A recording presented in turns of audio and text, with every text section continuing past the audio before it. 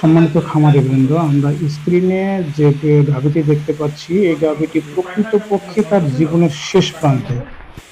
এই অবস্থায় আমাকে ডাকলে আমি পরীক্ষা-নিরীক্ষা করে দেখতে পাই যে গাভীটির পালস রেট খুবই কম, খুব স্লো চলছে। তার মাথা ফ্লোরের সাথে লেগে আছে, নিঃশ্বাস খুব কষ্টে নিচ্ছে, পা ছড়ানো।